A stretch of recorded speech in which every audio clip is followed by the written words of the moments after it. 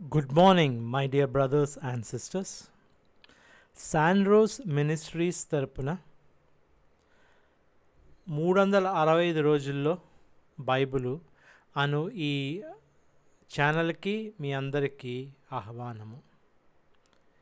మరి ఈరోజు ఆ, మరి వాయిస్లో డిఫరెన్స్ ఏంటి, మరి అంత హుషారుగా ఇవాళ చెప్తున్నారంటే మై ఫేవరెట్ సిస్టర్ కామెంట్ పంపించింది, అంటే వాట్సాప్లో పంపించింది. అన్నా నీ వింటున్నాను, చాలా బాగా అర్థమయ్యేలా చెప్తున్నావు అని. సో దీంతో ఆ లిటిల్ ఎక్సైట్మెంట్. షీఈ్ మై వెరీ డియర్ సిస్టర్, మా బాబాయ్ కూతురు.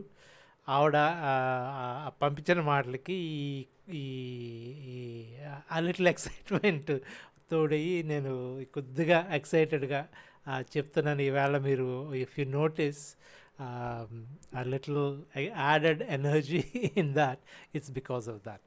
ఎనీవే, మన దీనికి వెళ్దాం. ఇది 65వ రోజు. ఇవాళ వాక్య భాగము ద్వితీయోపదేశ కాండము నుంచి 17, 18, 19, 20 అధ్యాయములు. మరి ద్వితీయోపదేశ కాండము డ్యూటరోనోమీ అంటే ఈ doubling of the laws, repetition of the law అని ఉన్నారు. అందుకోసం ఆ డ్యూటరోనోమీ అని వచ్చింది. మరి హీబ్రూ భాషలో అయితే మరి హీబ్రూ మొదటి అక్షరాన్ని బట్టి దానికి ఆ పేరు పెట్టారు.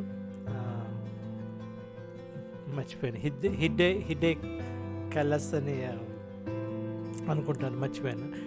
ఆ డ్యూట్రానమీ అనేది ఎందుకు వచ్చిందంటే డబ్లింగ్ ఆఫ్ ద లాస్. ఇప్పుడు మోషే మరి అంతకుముందు ఈ ఆజ్ఞలన్నీ చెప్పి ఉన్నారు, మళ్ళీ ఆ ఆజ్ఞలు రిపీట్ చేస్తూ దానికి కొన్ని కొత్త సంగతులు యాడ్ చేయడం కూడా మనం చూస్తాము. మరి కొన్ని చెప్పని కట్టడాల్లో కూడా, కొన్ని గ్యాప్స్ ఉన్న కట్టడాల్లో కూడా మరి అవి కూడా పూరించి మరి ద్వితీయోపదేశ కాండము మళ్ళీ చెప్పడం కుదిరింది. నేను నా ఛానల్కి, మీరు నా వెబ్సైట్కి వెళ్ళే ఉంటారు, www.sandroseministries.com అని. అందులో కొన్ని పుస్తకాలు నేను రాయడం మొదలెట్టాను. మొదటిది ఈ గాస్పల్స్, హార్మనైజ్డ్ గాస్పల్స్ అని పేరు పెట్టి అన్ని గాస్పల్స్ ఒక గాస్పల్ లాగా చేయడం జరిగింది. మరి ఇదే అయిపోయిన తర్వాత నేను దీన్ని కూడా రాయాలనుకుంటున్నాను. ఏంటంటే ఇశ్రాయేలీలు చేసిన ప్రయాణం అంతా ఒక పుస్తకంలాగా, మరి కట్టడాలు అన్నీ మరి మనము నిర్గమాకాండము నుంచి లేవియాకాండము, మరి సంఖ్యాకాండము, మరి ద్వితీయోపదేశ కాండము, ఈ నాలుగిట్లో కూడా మనకి కొద్దిగా అక్కడక్కడ ఈ లాస్ ఇవ్వడము. మరి లేవియాకాండం అయితే మొత్తం అంతా పుస్తకం అంతా లాస్ ఇవ్వడము జరిగింది. సో అవన్నీ ఒక దగ్గర కూర్చి మనకి చదవడం వీలవుతుంది. వాళ్ళ ప్రయాణం అంతా ఒక పుస్తకంలో ఉంటే, మనకి ఈ కట్టడాలన్నీ ఉంటే, మనకి ఈ గ్యాప్స్ వచ్చి, ఈ ప్రయాణంలో గ్యాప్స్ వచ్చి ఈ కట్టడాలు ఉండడం, ఈ న్యాయశాస్త్రాలు ఉండడం కాకుండా ఆ ప్రయాణం అంతా ఒక లాంగ్ జర్నీ లాగా, ఒక స్టోరీ లాగా జరిగేలాగా నేను అది ప్రయత్నం మరి అయితే ఉంది, ప్రేరేపణ ఉంది. నేను త్వరలోనే అది మొదలుపెట్టి ఆ పుస్తకం కూడా ఇందులో ఈ sandroseministries.com అన్న వెబ్సైట్లో పెట్టాలని అనుకుంటున్నాను. మరి దాని గురించి ప్రార్థన చేయండి. మరి కావాల్సిన ప్రేరేపణ దేవుడు నాకు ఇవ్వాలన్నట్టు ప్రార్థన చేసి మీరు కూడా మరి మీ ప్రేరేపణ నాకు ఇస్తారని నేను భావిస్తాను. మరి ఇవాళ మనం మన వాక్య భాగంలోకి వెళ్దాం.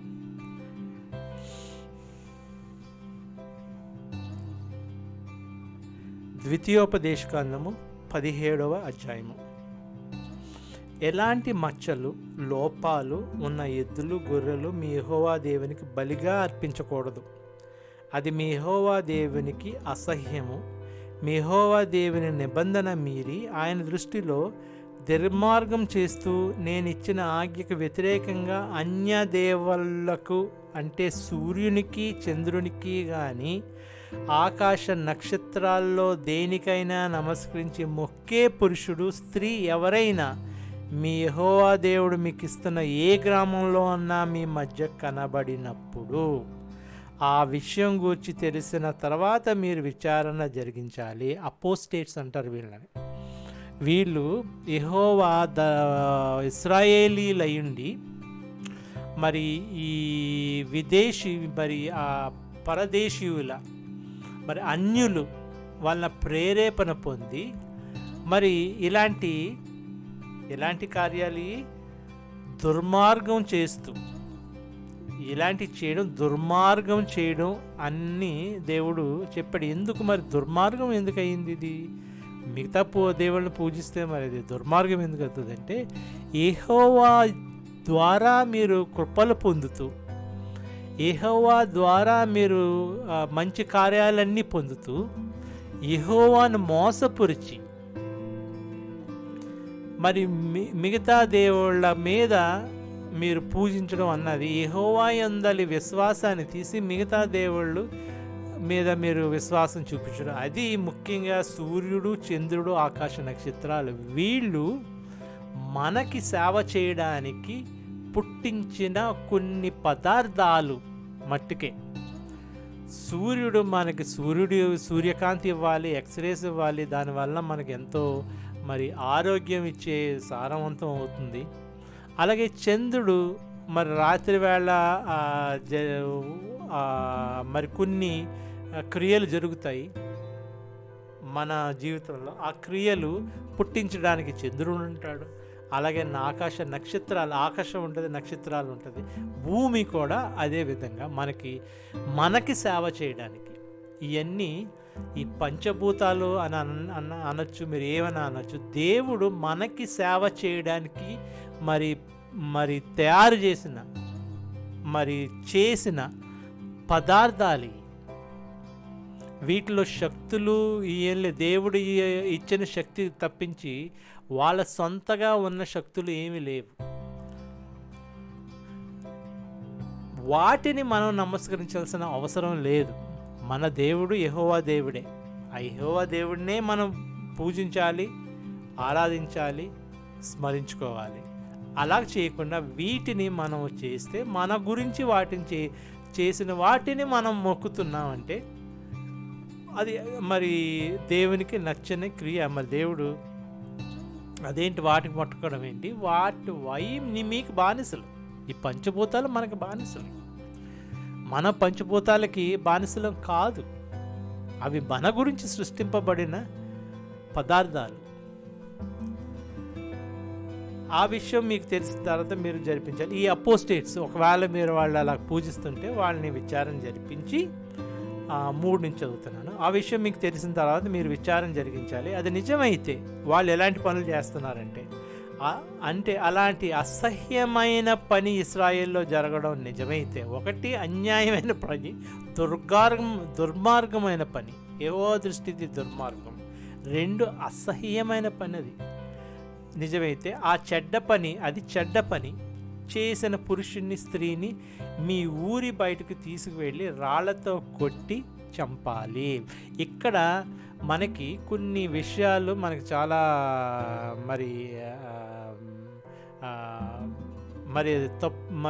అది ఎంతో భయంకరంగా కనిపిస్తాయి. కాకపోతే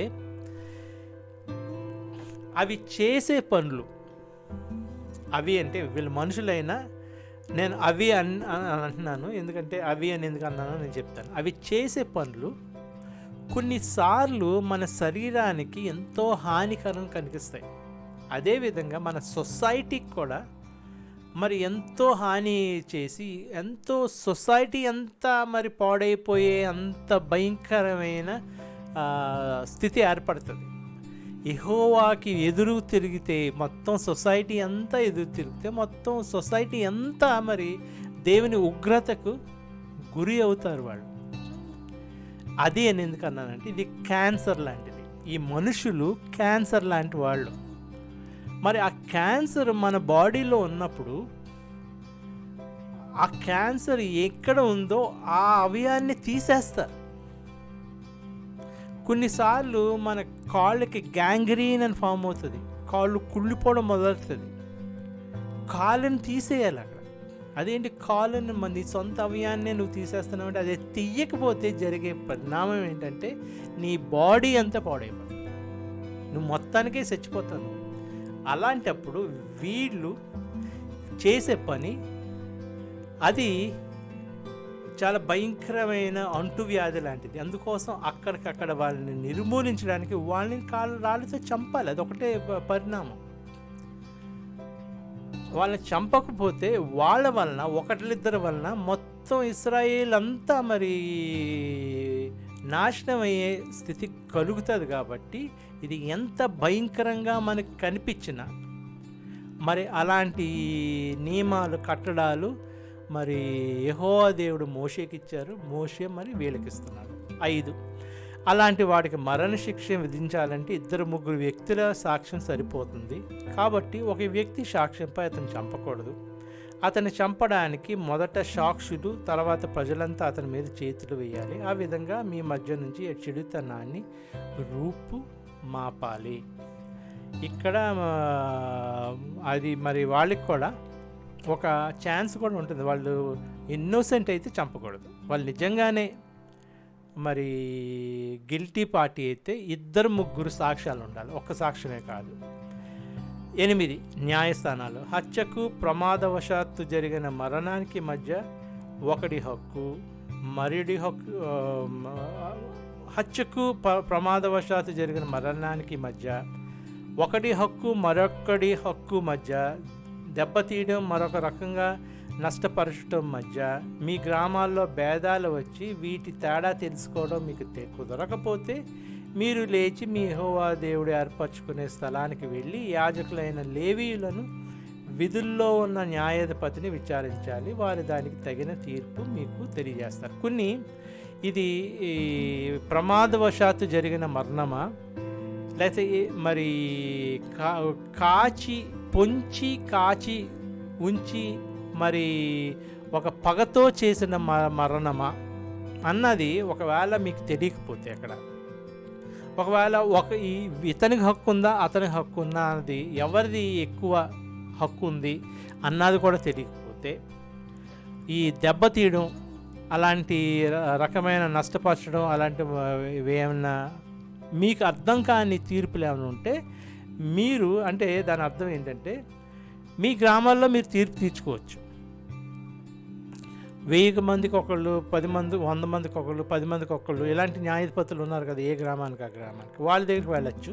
వాళ్ళు కానీ అది తీర్పు తీర్చలేని విషయం అయితే మీరు యెహోవా ఏర్పరచుకునే స్థలానికి వెళ్ళి, అంటే అక్కడ ఈ మందిరము, సన్నిధి గుడారం ఎక్కడుందో, ఈ హెడ్ క్వార్టర్స్ ఎక్కడుందో అక్కడ లేవీయులను, విధుల్లో న్యాయపతిని విచారించాలి. అక్కడ ఉన్న న్యాయపతిని, జడ్జిని విచారించాలి. ఈ సిస్టము ఇప్పటికీ మనకి ఉంది. ఎవ్రీ సెషన్స్ కోర్ట్స్ అని అంటారు. ప్రతి గ్రామాల్లోనూ ఒక సెషన్స్ కోర్ట్స్, మ్యాజిస్ట్రేట్ ఉంటాడు. ఈ మ్యాజిస్ట్రేట్ లే మ్యాజిస్ట్రేట్స్ అని ఉండేవారు. అంటే ఈ చదువు లేని మ్యాజిస్ట్రేట్స్, ఈ లా తెలియాల్సిన అవసరం లేదు. వాళ్ళకి హెల్ప్ చేయడానికి అసిస్టెంట్స్ అని ఉంటారు. వాళ్ళు లా తెలిసిన వాళ్ళు లాయర్స్, వాళ్ళు లా చదువుకున్న వాళ్ళు ఏదైనా అర్థం కాని విషయాలు ఈ మ్యాజిస్ట్రేట్ అడిగితే చెప్తారు.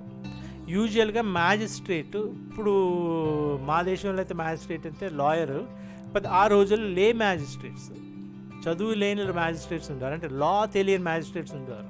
వాళ్ళకి వీళ్ళు హెల్ప్ చేసేవారు. అప్పుడు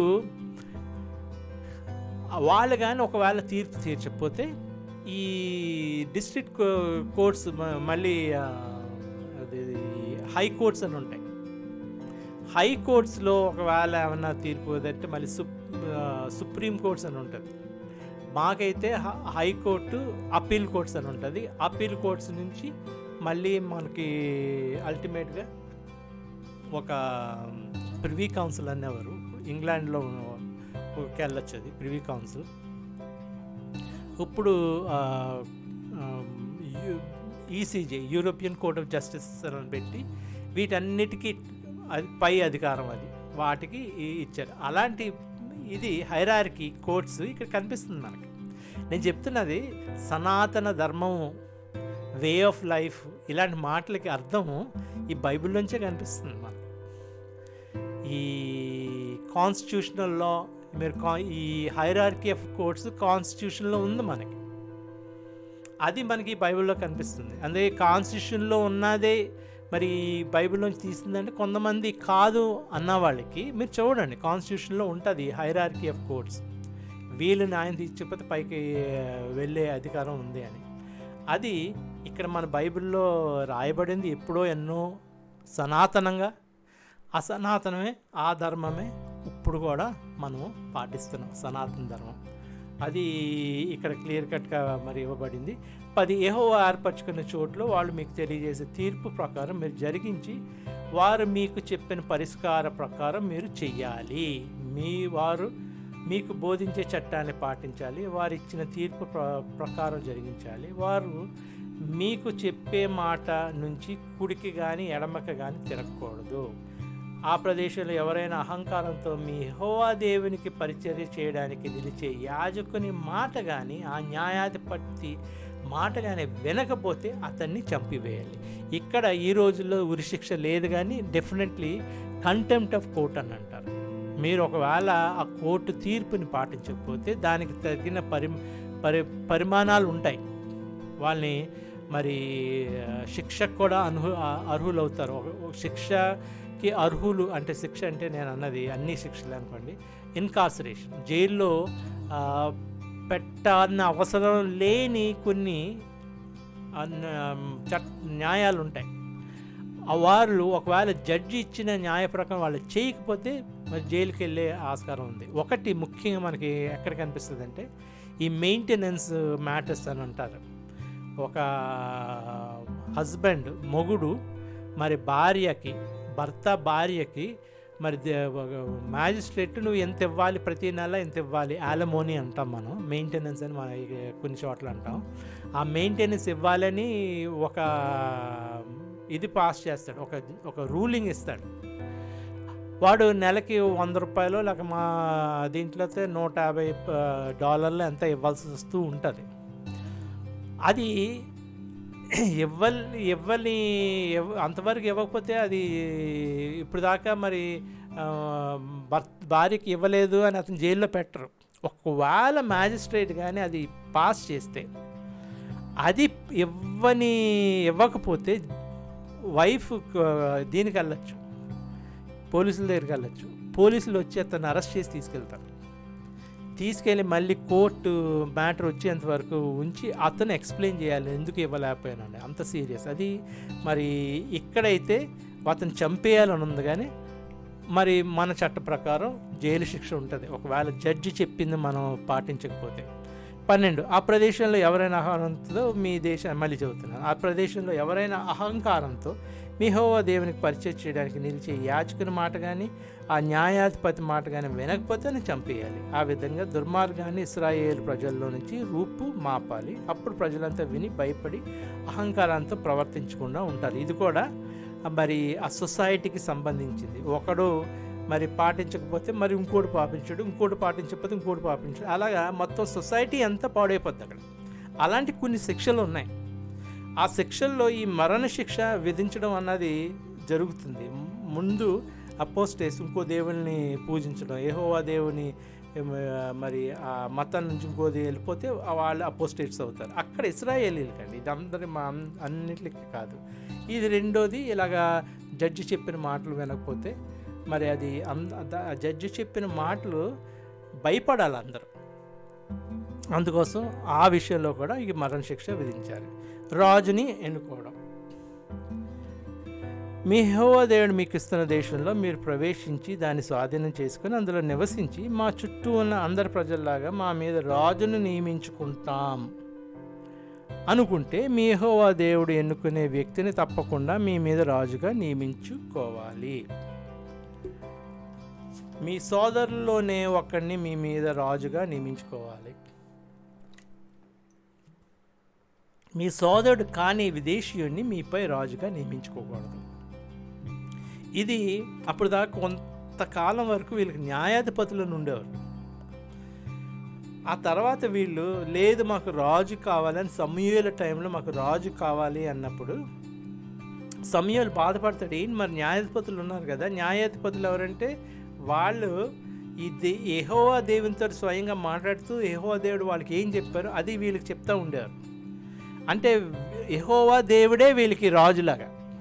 కాకపోతే వీళ్ళు అది కాదు మాకు సరిపోదు, మా అంతటా మాకే రాజు కావాలి అని అనుకున్నప్పుడు అది యెహోవా దేవుడు ముందే చెప్పి ఉన్నాడు. ఒకవేళ అలా అనుకుంటే ఇవ్వండి అని. It's permitted thing. వాళ్ళు అలా అనుకోవడం, రాజు కావాలని అనుకోవడం. అప్పుడే మనకి సౌలు అన్న ఆయన ప్రత్యక్షం అవుతాడు. ఆ తర్వాత దావీదు రాజు అవుతాడు. తర్వాత దావీదు రాజు అయిన తర్వాత దావీదు రాజు వంశమే మనకి ఎల్లకాలం రాజుల్లాగా కనిపిస్తుంది. ఆఖరికి మన కట్ట చివరి రాజు ఎవరంటే యేసు ప్రభు. ఆయన మరి మొదటిసారి గొర్రె పిల్లవేళ వచ్చారు, కానీ రెండోసారి వచ్చినప్పుడు రాజాది రాజుగా వస్తారు. ఆయన ఈ దావీదు వంశం నుంచి వస్తారు. అది అక్కడ చిన్న ఇది నేను చెప్పదలుచుకున్నాను. అది మీపై రాజుగా ఎవరిని విదేశీని నియమించుకోకూడదు, మీ సహోదరుల్లో ఒకరిని నియమించుకోవాలి. 16 అతడు గుర్రాలను చాలా ఎక్కువగా సంపాదించుకోకూడదు.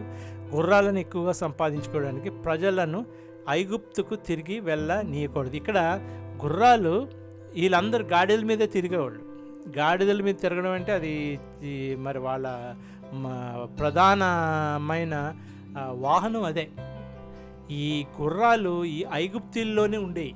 ఈ గుర్రాలను ట్రైన్ చేయడం, ఈ గుర్రాలని మరి స్టేబుల్స్ నియమించడం, ఇది ఐగుప్తులోనే ఉండేది. సో ఎవరికైనా ఐగుప్తులో గుర్రాలు కావాలంటే ఐగుప్తు వెళ్ళాల్సిందే. తర్వాత మనకి దీంట్లో మనకి ఒక యుద్ధంలో కూడా కనిపిస్తుంది. రాజు అంటాడు, ఛాలెంజ్ చేస్తాడు, మీకు గుర్రాలు కావాలా, నేనే ఐగుప్తులను తెచ్చి మీకు ఇస్తాను, సరఫరా చేస్తాను, నా మీద పోటీగా రాగలరా మీరు అని ఛాలెంజ్ చేస్తాడు. అది కూడా మనం చూద్దాం తర్వాత. ఇక్కడ మనం చూస్తే మీరు ఈ గుర్రాల కోసం ఐగుప్తుకు వెళితే ఐగుప్తు చాలా పాడైపోయిన దేశం. అది అక్కడ ఇది కొన్ని ప్రదేశాలు ఉంటాయి మరి ఈ ప్రపంచంలో. లాస్ వేగస్ అని నేను లాస్ వేగస్ని క్రిటిసైజ్ చేయట్లేదు, అలాంటి ప్రదేశాలు ఉంటాయి. అక్కడికి వెళితే మరి సామాన్యుడు కూడా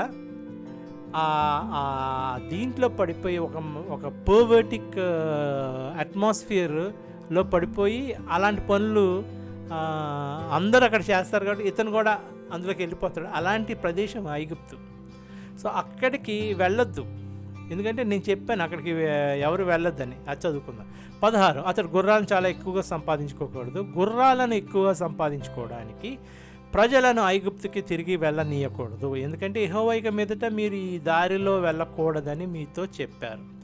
తన హృదయం తొలగిపోకుండా అతడు ఎక్కువ మంది స్త్రీలను పెళ్లి చేసుకోకూడదు. వెండి బంగారాలను అతడు తన కోసం ఎక్కువగా సంపాదించుకోకూడదు. ఎంతో మంచోడు సొలొమోను రాజు. మరి ఆయన మరి దేవుని కట్టడాల్లో పెరిగాడు అని రాసి ఉంటుంది సొలొమోను గురించి. ఈ విషయంలో అతను తప్పు చేసి దేవుని ఉగ్రతకు, దేవుని కృప నుంచి తొలగింపబడ్డాడు. ఒకటి, ఎక్కువ మంది స్త్రీలను పెళ్లి చేసుకున్నాడు. 2, బంగారాలను అతడు తన కోసం ఎక్కువగా సంపాదించుకున్నాడు. చూడండి, నేను ఒక సంగతి చెప్తాను. బైబిల్లో వీళ్ళు చెడ్డు పనులు చేశారు. మనకి అబ్రహాము దగ్గర నుంచి కొన్ని సంగతులు కనిపిస్తాయి. అబ్రహాము, లోతు, తర్వాత మనకి దావీదు, సొలొమోను, ఇలాగ సౌలు, వీళ్ళందరూ చెడ్డ పనులు చేశారు. ఇది చరిత్ర పుస్తకం, ఉన్నట్టు రాయబడిన పుస్తకం. ఇందులో తారుమారు చేసి మనకి షుగర్ కోటింగ్ ఇచ్చి 5% మంచిగా కనిపించి మిగతాది కాకుండా అన్నట్టు కాకుండా మొత్తం అంతా ఇది రాయబడింది. ఈ జరిగినట్టు రాయబడింది.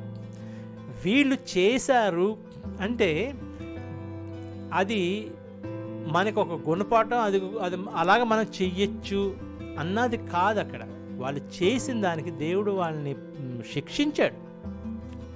వాళ్ళు శిక్షకు గురయ్యారు, దేవుని ఉగ్రతకు గురయ్యారు వాళ్ళు. ఆ తర్వాత మరి క్రిస్టియానిటీ యొక్క గొప్పతనం ఏంటంటే, there is no condemned man. ఎవ్వరు కండెమ్ అయిపోరు. వాళ్ళు మళ్ళీ మారు మనసు తెచ్చుకొని దేవుని అందు బతిమలాడుకొని, దేవా మనల్ని మార్చు అంటే దేవుడు వాళ్ళని, వాళ్ళ వంశాన్ని అంతటినీ మార్చగలడు దేవుడు. కాబట్టి అదే మరి ఎంత ఈ పితరులు ఇలాంటి పనులు చేశారు అంటే వీళ్ళ వంశం అంతా మరి నాశనం అయిపోవాల్సిందంటే కాదు. అక్కడ ఆ పితరులు మళ్ళీ దేవుని ఎదుకు తిరిగి క్షమించమంటే, అది మన గుణం ఏంటంటే, క్రిస్టియానిటీకి ఉన్న ఆ అద్భుతమైన అనుభవం ఏంటంటే, ఎంత ఘోర పాపి అయినా అంటే మరి క్రిస్టియానిటీ పాపులు నుంచి వచ్చారు అంటే, పాపులు వాళ్ళ పాపాల నుంచి రక్షింపబడి వాళ్ళు మారు మనసు తెచ్చుకొని దేవుని అందుకు వచ్చే మార్గం ఇవ్వడం అని.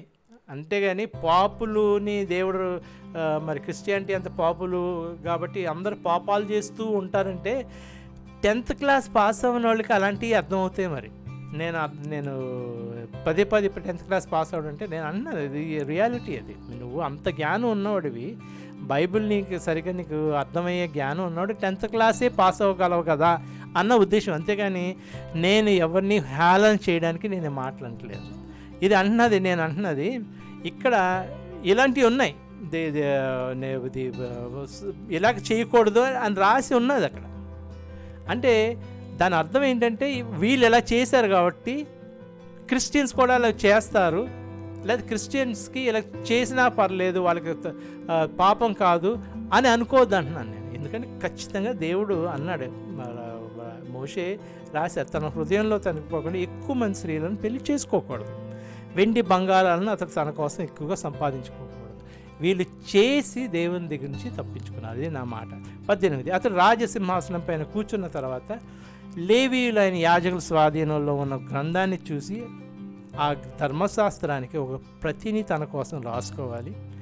అది అతని దగ్గర ఉండాలి. అతడు జీవించి ఉన్న కాలం అంతా గ్రంథం చదువుతూ ఉండాలి.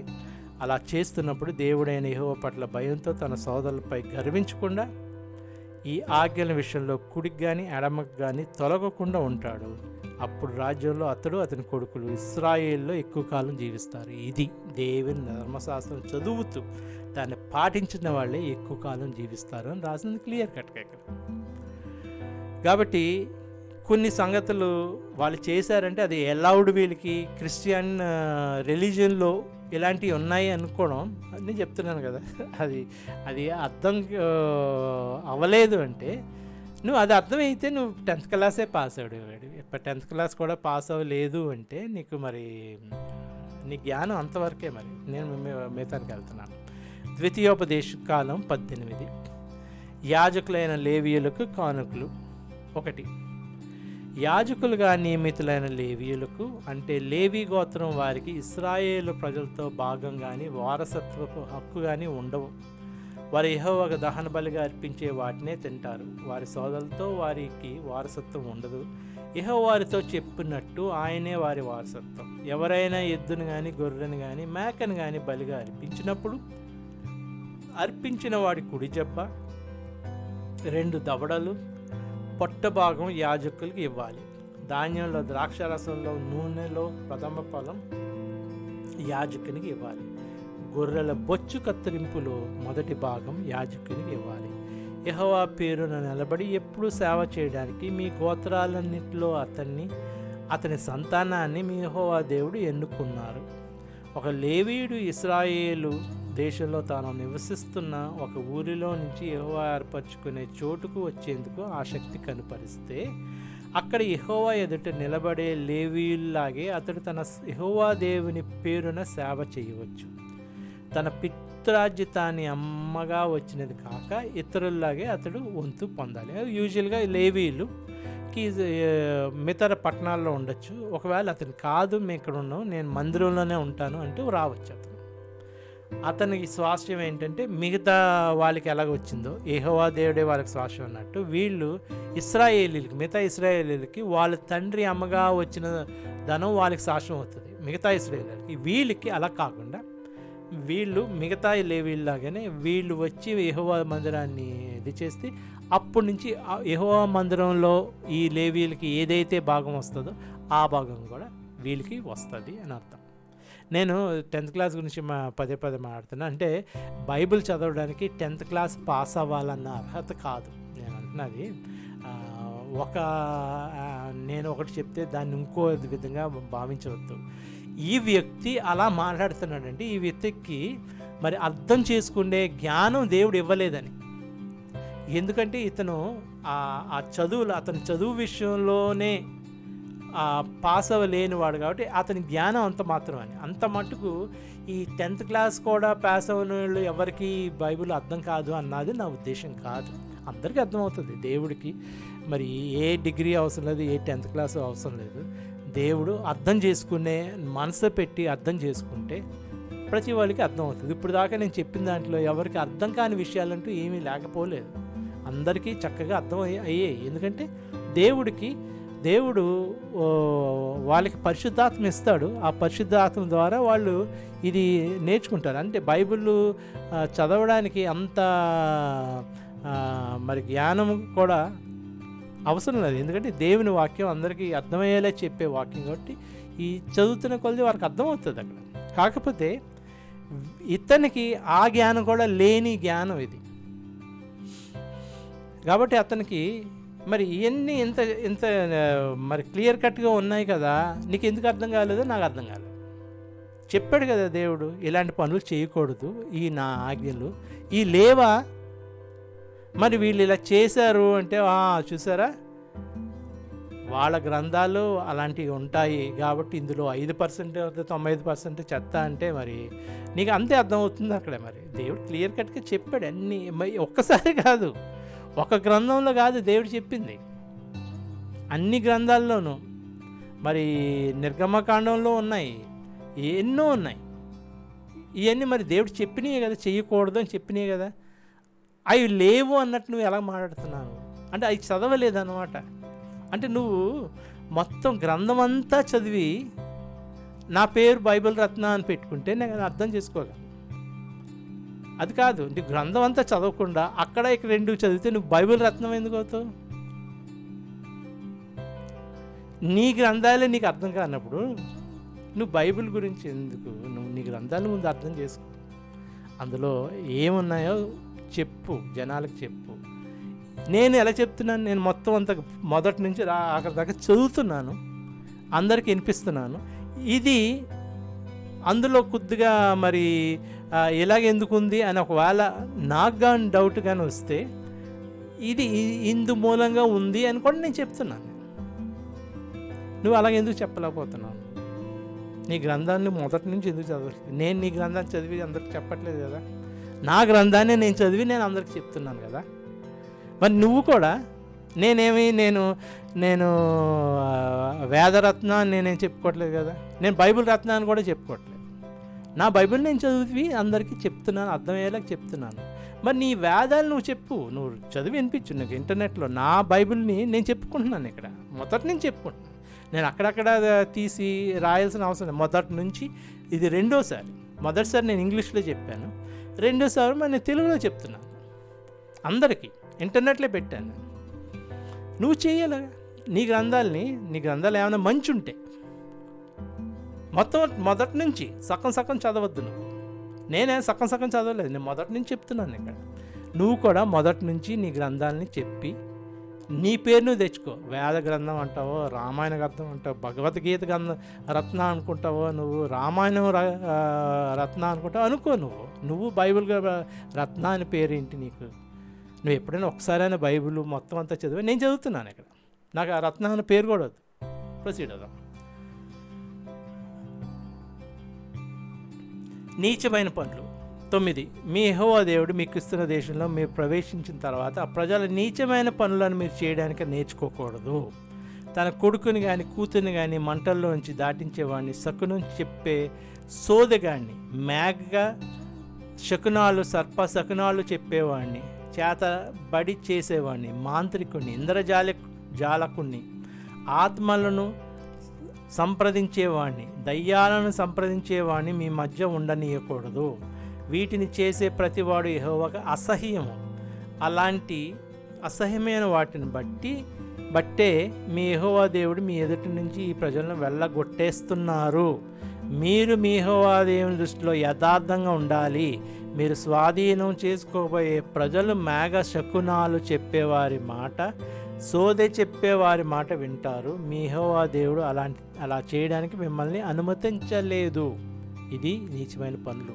ఈ జ్యోతిష్కాలు, సోదె చెప్పేవాళ్ళు, శకునాలు చూసేవాళ్ళు. శకునాలు అని ఉందండి ఇక్కడ, నేను ఏం చెప్పట్లేదు. మంటల్లో నుంచి దాటించేవాడిని, శకునం చెప్పే సోదగాడిని. అంటే నీకు పిల్లి వస్తే శకునం, నీకు కిటికీ అక్కడుంటే శకునం, టాయిలెట్ యువతల సైడ్ ఉంటే శకునం. ఇలాంటివన్నీ శకునాలు లేవు మనకి. ఎందుకంటే మన దేవుడి మీద విశ్వాసం ఉంటుంది, అంత దేవుడే నేర్పిస్తాడు మనకి. మన మీదకి ఏమి రాదు, మన మీదకి శాపం అనేది రాదు. నీకు ఇది ఇక్కడ ఉండాలి, అది అక్కడ ఉండాలి, అది అక్కడ ఉండకపోతే ఇది నీకు ఇదైపోతావు, నీ అనారోగ్యం వస్తుంది అనుకుంటే, మరి ఇంగ్లాండు, అమెరికా, ఆస్ట్రేలియా, కెనడా, మరి ఎన్నో కరీబియన్ ఐలాండ్స్లో ఎన్నో, ఒక ఐలాండ్ అయితే ఇంకా అందులో ఇంకో మతమే ఉండదు, క్రిస్టియానిటీయే. అందరూ సాటర్డే వస్తే ఎవరు పనులు వెళ్ళరట. అక్కడ ఒక ఐలాండ్ ఉంది అలా కరీబియన్లో. మరి వీళ్ళందరూ ఈ శకునాలు చూసుకొనే మరి ఇల్లులు కట్టుకుంటున్నారా? వాళ్ళకి ఏం అవ్వట్లేదు. ఎందుకు? ఒకవేళ శకునాలు పాటించకపోతే అవుతుందేమో, కాకపోతే ఆ అయ్యేదాన్ని యెహోవా దేవుడు కాపాడాడేమో, అది కూడా నాకు తెలియదు. కాకపోతే వాళ్ళకి ఏం అవ్వదు, వాళ్ళకి తెలియదు కూడా.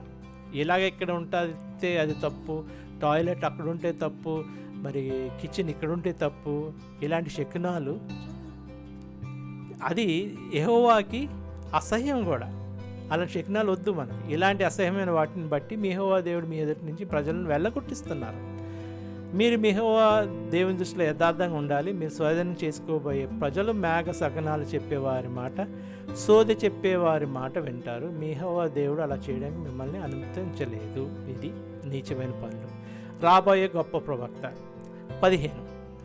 మీ యెహోవా దేవుడు మీ మధ్య నా వంటి ప్రవక్తను మీ సోదరుల్లో నుంచి, ఎందుకు ఆ మాట అంత ఖచ్చితంగా చెప్తున్నాను, మీ సోదరుల్లో నుంచి అని ఎందుకు స్ట్రెస్ చేస్తున్నాను అంటే, ఇక్కడ చెప్పబడ్డ ప్రవక్త వీళ్ళ సోదరుల నుంచే వస్తాడు, ఇశ్రాయేలీల నుంచే వస్తాడు, ఇంకక్కడి నుంచి రాడు. మీకోసం పుట్టిస్తారు, ఆయన మాట మీరు వినాలి. హోరేబులో ప్రవేశమైన రోజున మీరు మా యెహోవా దేవుని స్వరం మళ్ళీ మనం వినొద్దు, ఈ గొప్ప అగ్ని ఇక్కడి నుంచి మనం చూడొద్దు, లేకపోతే మేమంతా సస్తాం అన్నారు. అప్పుడు యెహోవా నాతో ఇలా అన్నారు, వాళ్ళు చెప్పిన మాట బాగానే ఉంది, వాళ్ళ సోదరుల నుంచి నీలాంటి ప్రవక్తను వారి కోసం పుట్టిస్తాను, అతని నోట్లో నా మాటలు ఉంచుతాను, నేను అతనికి ఆజ్ఞాపించిందంతా అతడు వారితో చెబుతాడు, అతడు నా పేరుతో చెప్పే నా మాటలను వినని వాడిని నేను శిక్షిస్తాను. అయితే ఏ ప్రవక్త అయినా, అది ఇక్కడ మరి రెండోది, ఏ ప్రవక్త అయినా అనేది తప్పు ప్రవక్త గురించి చెప్తున్నాను. మొదటి దీని గురించి చేద్దాం.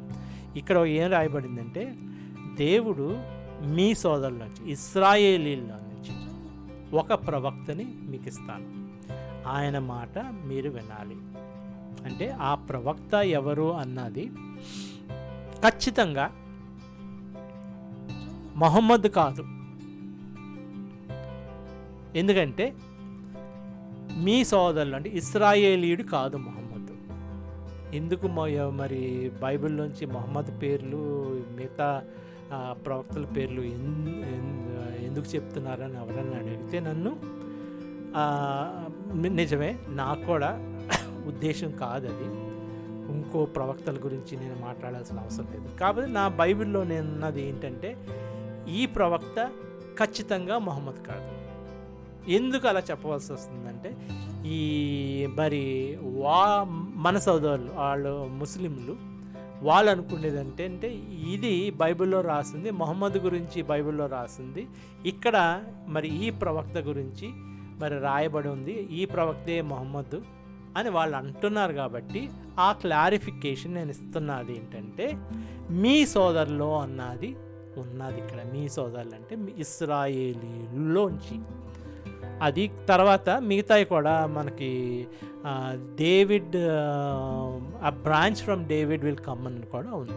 మరి మొహమ్మద్ డేవిడ్ బ్రాంచ్లోంచి రాలేదు కాబట్టి మనం మొహమ్మద్ కూడా కాదు అనేది డెఫినెట్గా డేవిడ్ బ్రాంచ్లోంచి వచ్చిన వారు ఎవరంటే యెహోవా దేవుడు. యెహోవా దేవుడే ఈ యేసు ప్రభువే ఈ ప్రవక్త అని. అదిని మరి దేవుని కుమారుడు మన కోసం పాపాల గురించి మరణం పొందిన ఆయన. ఇవన్నీ రకరకాలుగా ఆయన దీని గురించి మాట్లాడింది. ఇక్కడ మటుకు ఆయన మాటలు మీరు వినండి అని కూడా రాయబడింది. అది ఇక్కడ సారాంశం. 18 వాళ్ళ సోదరులోంచి నీలాంటి ప్రవక్తను వారి కోసం పుట్టిస్తాను, అతని నోట్లో నా మాటలు ఉంచుతాను, నేను అతనికి ఆజ్ఞాపించిందంతా అతడు వారితో చెప్తాడు, అతడు నా పేరుతో చెప్పే నా మాటలు వినని వాడిని నేను శిక్షిస్తాను. అయితే ఇప్పుడు 20 నుంచి చదువుతాను. అయితే ఏ ప్రవక్త అయినా అహంకారంతో నేను చెప్పమని తనకు ఆజ్ఞాపించిన మాటను నా పేరున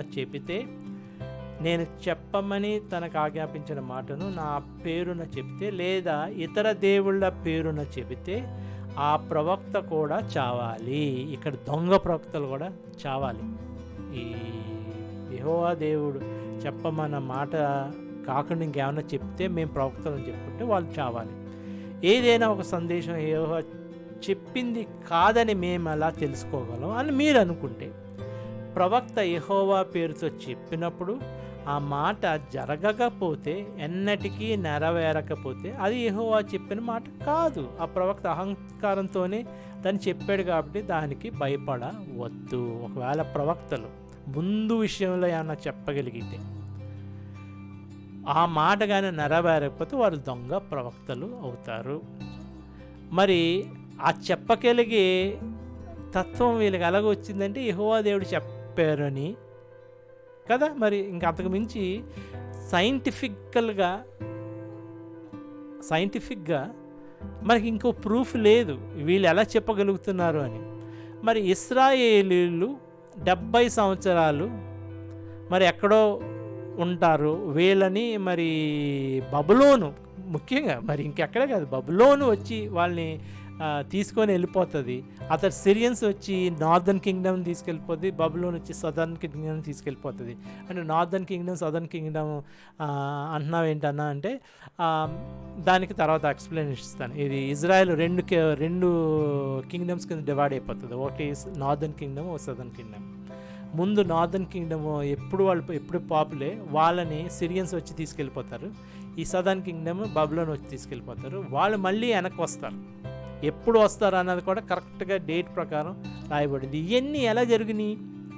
ఒకటి, ఇవన్నీ జరిగిపోయిన తర్వాత ఎవరో కూర్చొని ఫేక్గా తయారు చేసి, అంటే మరి ఫేక్గా తయారు చేయాలంటే మోసే చనిపోయిన తర్వాత మోషేలాగా ఒకరు రాసిపోయి, డానియేల్ చనిపోయిన తర్వాత డానియేల్లో ఒక రాసి, ఇవన్నీ మరి వీళ్ళందరూ చనిపోయిన తర్వాత జరిగిన సంగతులు. ఈ ఫేక్గా రాసిన అతను రాసి ఉండాలి. అంటే ఒక మోషేలాగా రాయడం, ఒక డానియేల్ లాగా రాయడం, ఒక జెర్మియా లాగా రాయడం, ఒక ఇర్మియా లాగా రాయడం, ఇవన్నీ ఆ ఫేక్ రైటర్ రాసి ఉండాలి. అది మన బైబిల్ చదువుతూ ఉంటే అది డెఫినెట్గా అలాగ అయ్యుండదు అని తెలిసిపోతుంది. ఎందుకంటే వాళ్ళ స్టైల్స్, మోషే స్టైల్ మనకి ఖచ్చితంగా ఎలాగుందో తెలిసిపోతుంది. ఆ మోషే మరి ఆ పర్టిక్యులర్స్ ఇవ్వడం, ఇవన్నీ మరి ఖచ్చితంగా జరుగుంటేనే ఒకళ్ళు అలా రాయగలరు అన్నది కూడా తెలిసిపోతుంది. వీటన్నిటిని బట్టి చూస్తుంటే మనకి ఇవన్నీ బైబిల్ నిజంగానే మరి దేవుడు వీళ్ళకి చెప్తే వీళ్ళు రాసింది, మరి అది తర్వాత ఎన్నో ఏళ్ల తర్వాత నెరవేరడం, ఇవన్నీ జరగడం అని మరి బైబిల్లోని మనం గొప్ప సంగతిగా మనం చూస్తాం. 17, 17, 18 చదివాను. 19 సరణ పట్టణాలు. యెహోవా దేవుడు ఎవరి దేశాన్ని మీకు ఇస్తున్నారో ఆ ప్రజలను యెహోవా దేవుడు నాశనం చేసిన తర్వాత మీరు వారి దేశాన్ని స్వాధీనం చేసుకొని వారి పట్టణాల్లో వారి ఇళ్లలో నివసించాలి. మీరు స్వాధీనం చేసుకునేలాగా యెహోవా దేవుడు మీకు ఇస్తున్న దేశంలో 3 పట్టణాలను వేరుపరచాలి. మీరు స్వాధీనం చేసుకునేలాగా యెహోవా దేవుడు మీకు ఇస్తున్న దేశ సరిహద్దుల్లో హంతకుడు పారిపోయి తన తల దాచుకోవడానికి 3 పట్టణాలకు వెళ్ళే దారులను కొలిచి ఏర్పరచాలి. దీని గురించి ఒకసారి చెప్పాను నేను. ఈ శరణ్య పట్టణాలు ఏంటంటే, ఎవరైనా పొరపాటుని ఎవరినైనా చంపితే ఆ చంపబడిన వాడి బంధువులు వచ్చి వాడిని చంపబోయే లోపల వాడు వచ్చి ఇక్కడ దాక్కోవచ్చు. దాక్కుని అప్పుడు వాడు నిజంగానే నిర్దోషి అయితే ఈ యాజకులు వాడిని కాపాడాలి.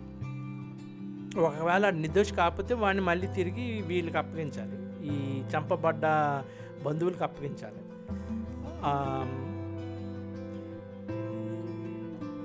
ఇతడు మరి నిర్దోషి కాబట్టి ఇతడు ఆ మరణం మరి చంపబడ్డ వాళ్ళ చేతుల్లో వీళ్ళు మరణించకూడదు. ఇది తెలియక చేసిన తప్పు కాబట్టి వాళ్ళు దాక్కోవడానికి ఈ 3 శరణ పట్టణాలు ఉన్నాయని అంతకుముందు చెప్పాను.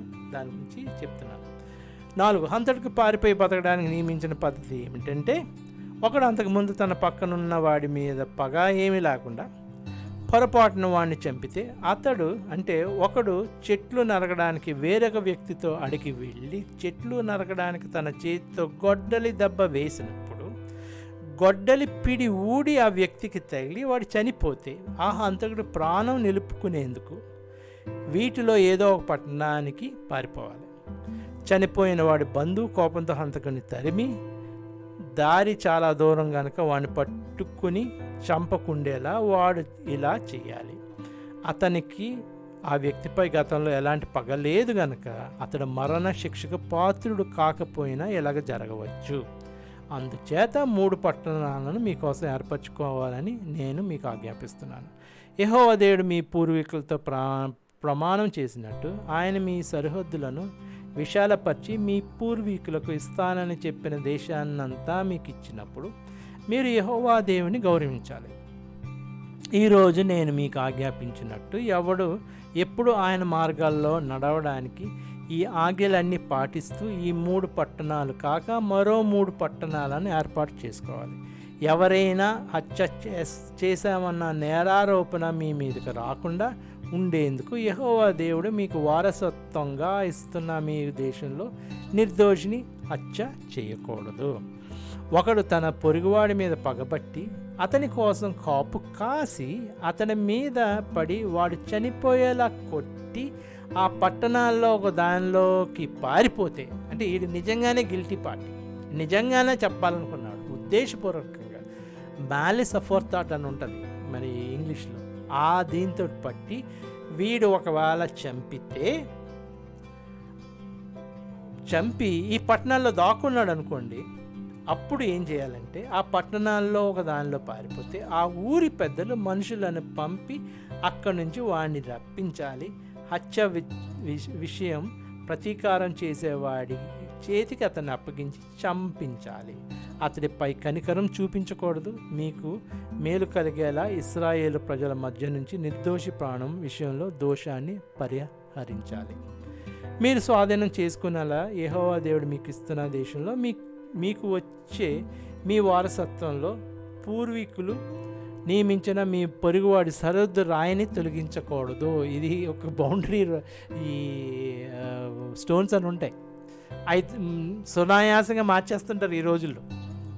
మరి అక్కడ చూడండి, మరి ఎన్ని, నేను వే ఆఫ్ లైఫ్ అంటున్నానండి. ఇప్పుడు ఈ రోజుల్లో మన దేశమే కదా, చాలా దేశాలు, నేను మన దేశాన్ని పదే అంటున్నాను అనుకోకండి, కానీ జరుగుతున్నాయి, అది అందుకోసం అలాగ అనాల్సి వస్తుంది. మన దేశమే కదా, చాలా దేశాల్లో ఇలాంటివి చాలా జరుగుతున్నాయి. ఒకటి, లంచం పుచ్చుకోవడం అన్నది చాలా విపరీతం అసహ్యమైన పని. అది దేవుడు ఖచ్చితంగా చెప్పాడు, లంచం పుచ్చుకోకూడదు. ఎన్ని చూడండి, మరి ఈ సరిహద్దులు మార్చడం అన్నది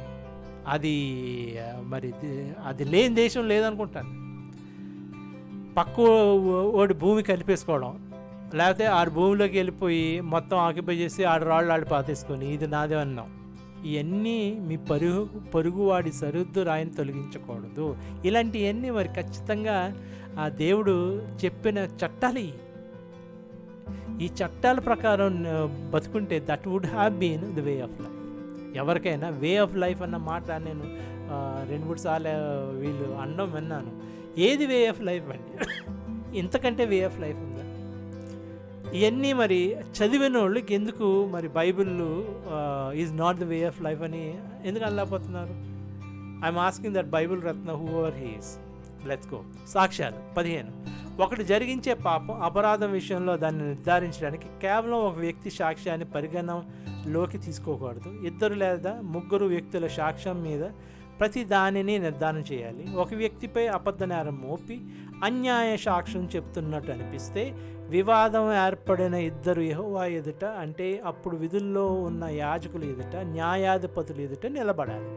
ఆ న్యాయాధిపతులు బాగా పరీక్షించిన తర్వాత వాడి సాక్ష్యం అబద్ధ సాక్ష్యమై తన సోదరుని మీద వాడు అబద్ధ సాక్ష్యం చెప్పిన సంగతి వెల్లడైతే వాడు తన సోదరునికి చేయాలని కోరినది వాడి పట్ల చేయాలి.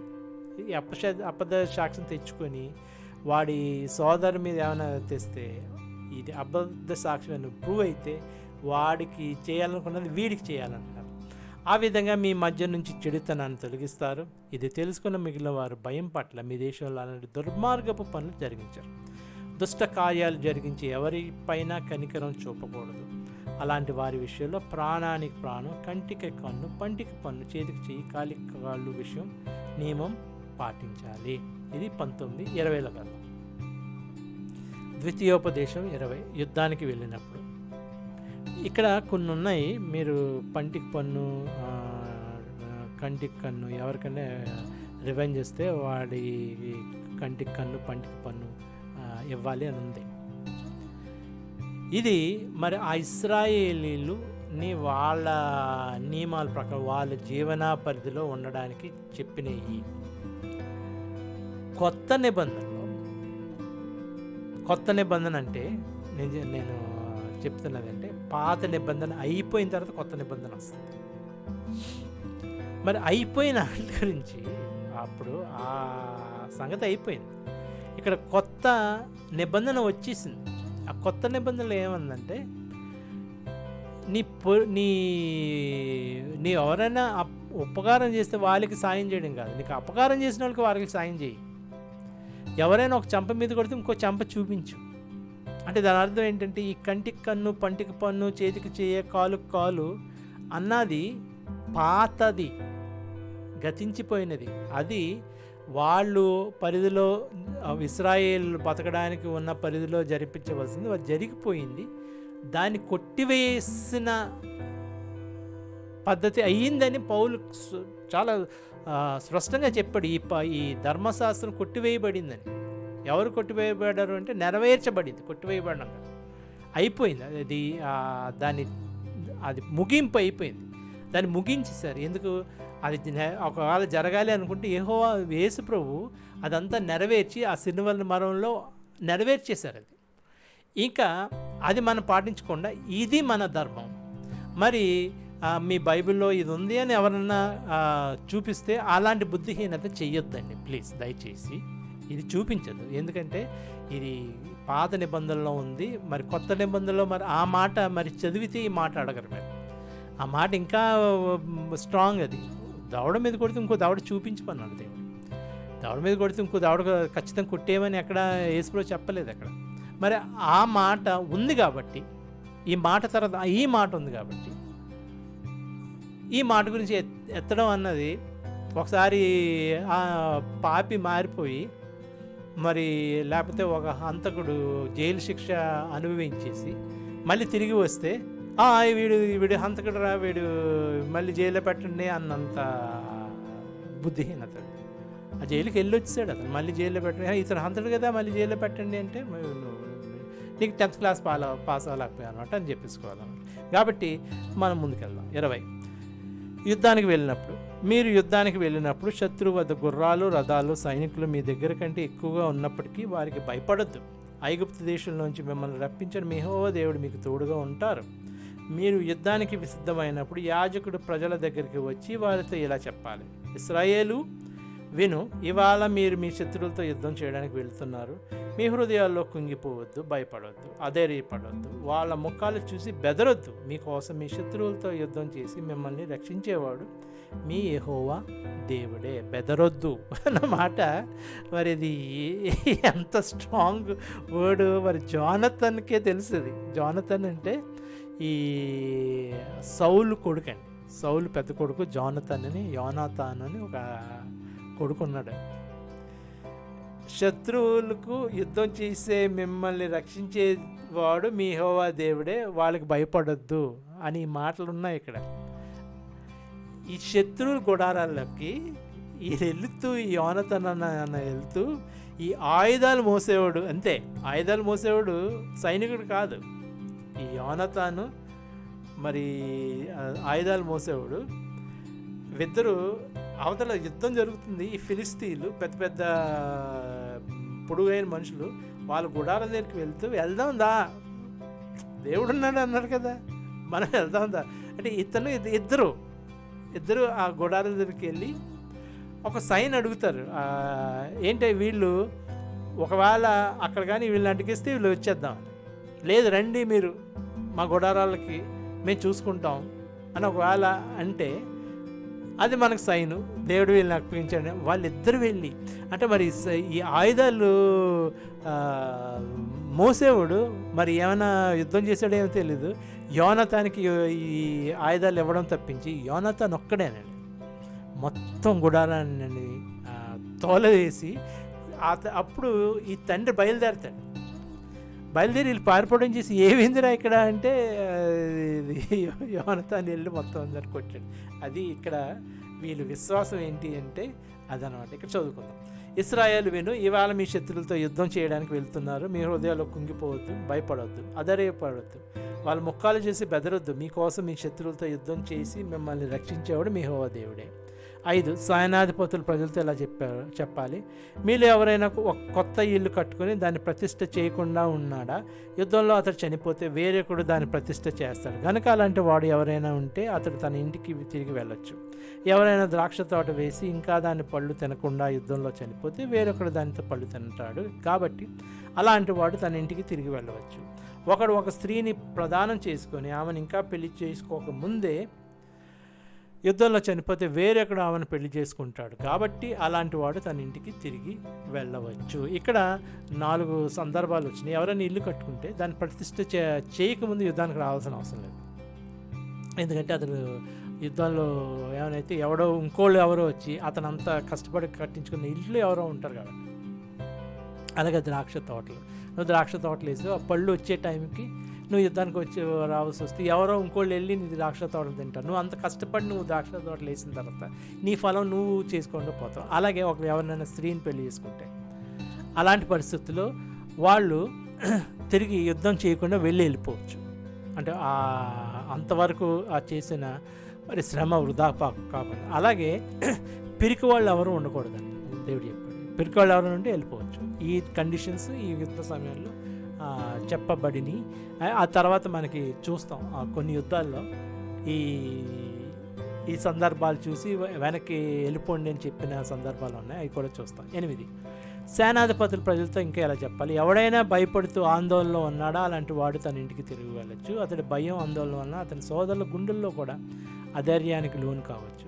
సేనాధిపతులు ప్రజలతో మాట్లాడడం అయిపోయిన తర్వాత ప్రజలను నడిపించడానికి నాయకులను నియమించాలి. యుద్ధం చేయడానికి ఏదైనా ఒక పట్టణం సమీపించినప్పుడు శాంతి కోసం రాయబారం పంపాలి. చూడండి చక్కగా ఎంత చక్కగా ఉన్నాయో ఈ సంగతులు. ముందు ఇది డైరెక్ట్గా వెళ్ళి యుద్ధం చేయొద్దు, మీరు రాయబారం పంపించండి. వాళ్ళు మీ రాయబారం అంగీకరించి వారి ద్వారాలు తెరిస్తే దానిలో ఉన్న ప్రజలంతా మీకు పన్ను చెల్లించి మీకు బానిసలు అవుతారు. మీ శాంతి రాయబారాన్ని అంగీకరించకుండా యుద్ధానికి తలబడితే దాన్ని ఆక్రమించండి. ఇలా ఇది కూడా మనకి యెహోషువ యుద్ధంలో కలుగుతుంది. ఒక పట్టణం కావాలి వచ్చి మాకు సరణియండి, మేము యుద్ధం చేయమంటే వాళ్ళని స్పేర్ చేస్తారు. అలాంటి సందర్భాలు కూడా మనకు కనిపిస్తాయి ఇక్కడ. ఇలాగా మీరు రాయబారం పంపి వాళ్ళు అంగీకరిస్తే వాళ్ళని బానిసలుగా తీసుకోండి, అంతేగాని వాళ్ళని చంపొద్దు. 13 మీ యెహోవా దేవుడు దాన్ని మీ చేతికి అప్పగించేటప్పుడు అందులో పురుషులందరినీ కత్తితో హతమార్చాలి. స్త్రీలను, పిల్లలను, పశువులను, పట్టణంలో ఉన్న సమస్తాన్ని కొళ్ళ సొమ్ముగా మీరు తీసుకోవచ్చు. ఇది యుద్ధం సమయంలో. మరి వీళ్ళు సరెండర్ అయితే అలా చేయాల్సిన అవసరం లేదు. వాళ్ళకి సరెండర్ అవ్వకపోతే వాళ్ళు పురుషులందరినీ చంపేయాలి. ఈ ప్రజల పట్టణాలు కాకుండా మీకు చాలా దూరంగా ఉన్న పట్టణాలన్నిటి విషయంలో ఇలాగే జరగాలి. ఏంటి దేవుడు మనుషులు చంపేమన్నాడు అని ఏదైనా బుద్ధిహీనుడు అడిగితే, ఏ యుద్ధంలో మరి మనుషులు చంపకుండా యుద్ధం ఉంటుందో మరి ఏ ఏ జ్ఞానంతో నువ్వు ఆ ప్రశ్న అడుగుతున్నావో నాకు తెలియదు, కానీ అడగొద్దు. ఎందుకంటే అన్నీ బుద్ధిహీనత మరి బట్టబయలైపోతుంది. అక్కడ నీకు తెలివిలోనోడు కానీ బట్టబయలైపోతుంది. యుద్ధం సమయంలో మరి చంపుకోవడాలు అవుతాయి అక్కడ. అలాగా మరి పురుషులందరినీ చంపమని యెహోవా దేవుడు చెప్పాడు. అయితే మీ యెహోవా దేవుడు వారసత్వంగా మీకు ఇస్తున్న ఈ ప్రజల పట్టణాల్లో ఊపిరి పీల్చే దేనిని బతకనివ్వకూడదు. మీ యెహోవా దేవుడు మీకు ఆజ్ఞాపించినట్టుగా హిత్తీయులు, అమోరీయులు, కానానీయులు, పెరిజ్జీయులు, హివ్వీలు, ఎబూసీయులు అనే వారిని పూర్తిగా నిర్మూలం చేయాలి. ఇక్కడ ప్రతిసారి మనకి 7 కానీ 6 కానీ కనిపిస్తాయి. ఈ 6 ఖచ్చితంగా ప్రతిసారి కనిపిస్తాయి. గిర్గాషీయులు అని ఇంకో పేరు కూడా ఉంటుంది. అది ఒక్కొక్కసారి మనకి ఈ 6తో పాటు ఆ 7ది కనిపిస్తుంటుంది. ఈ 6 మటుకు హిత్తీయులు, అమోరీయులు, కనానీయులు, పెరిజ్జీయులు, హివ్వీయులు, ఎబూసీయులు, ఇది మాటికి మనకి బైబిల్లో కనిపిస్తుంది. వీళ్ళది ఈ కానాన్ దేశం. వీళ్ళ దేశాన్ని దేవుడు మరి వాళ్ళని తప్పించి ఈ ఇశ్రాయేలీయులకి ఇచ్చారు. వారు తమ దేవుళ్ళకి జరిగించే అన్ని రకాల నీచమైన పనులు మీరు చేసి మీ యెహోవా దేవునికి విరోధంగా పాపం చేయకుండా ఉండేలా వారిని పూర్తిగా నిర్మూలనం చేయాలి. ఒకవేళ మీరు అక్కడికి వెళ్ళినప్పుడు వాళ్ళు ఆ విగ్రహాల్లో ఉన్న ఇది మీరు కూడా ఆ విగ్రహ దీంట్లో పాల్గొంటే దేవుడు మీకు విరోధం అవుతారు. ఎందుకంటే అవి ఒకటి దేవునికి వ్యతిరేకంగా ఉన్న దేవుళ్ళు, 2 పాపంతో కూడినవి దేవుళ్ళు. వాటి మరి రిచువల్స్, ఆ పూజలు మరి ఎంతో అసహ్యకరమైన, వెకిలికరమైన పద్ధతులతో నిండిన పద్ధతులు కాబట్టి అవి యెహోవా దేవునికి హేయము. వాటిని పూర్తిగా నిర్మూలన చేయాలి. 13 మీరు ఒక పట్టణాన్ని ఆక్రమించుకోవడానికి, దానిపై యుద్ధం చేయడానికి ముట్టడి చేసిన సమయంలో ఆ ప్రాంతంలోని చెట్లను గొడ్డలతో పాడు చేయకూడదు. వాటి పండ్లు తినవచ్చు కానీ వాటిని నరికి వేయకూడదు. మీరు వాటిని ముట్టడించడానికి పొలంలోని చెట్లు మనిషి కాదు కదా. తినదగిన పండ్లు ఫలించిన చెట్లు మీరు గుర్తిస్తే వాటిని నాశనం చేసి నరికి వేయవచ్చు. మీతో యుద్ధం చేసే పట్టణం ఓడిపోయే వరకు వాటితో దానికి ఎదురుగా ముట్టడి దెబ్బలు కట్టవచ్చు. ఇది ముట్టడి దెబ్బలు అన్నది వీళ్ళని మరి సరౌండ్ చేస్తూ, ఆ పట్టణాన్ని సరౌండ్ చేస్తూ ఈ ఒక ముట్టడి దెబ్బలాగా కట్టేస్తారు. కట్టినప్పుడు వీళ్ళు బయట రాలేరు. ఆ ముట్టడి దెబ్బలు ఎక్కుతున్నప్పుడు వీళ్ళు మరి ఇలా ఆయుధాలు గురైపోతారు. సో వీళ్ళు రాకుండా అది కట్టేస్తారు. వీళ్ళు ఏమవుతారు అప్పుడు, ఇక్కడ అందులో ఉండిపోయి ఈ నీళ్లు, ఆహారం లేకుండా వాళ్ళు ఉండిపోయి ఆఖరికి వాళ్ళని సరెండర్ చేసేసుకోవాలన్నమాట. అలాగా ఇశ్రాయేలీయులకు కూడా అవుతుంది. ఈ బబులోనీయులు అలాగే ముట్టడి దెబ్బలు కట్టి వీళ్ళని సరెండర్ అయ్యేలాగా చేస్తారు. అది కూడా తర్వాత విందాం. ఇది ఈవేళ వాక్య భాగం. మరి ఓపిక విన్న నా సోదరులకు ఎంతో మరి కృతజ్ఞని. మరి మీకు అందరూ వందనాలు. మరి దేవునికి స్తోత్రము. మరి ఈ సమయం ఇస్తున్నందుకు. మరి 65 రోజులు కూడా అయిపోయింది. మరి త్వరలోనే మనం 365 రోజులు కూడా ఇంకో 300 రోజులు ఉందన్నమాట.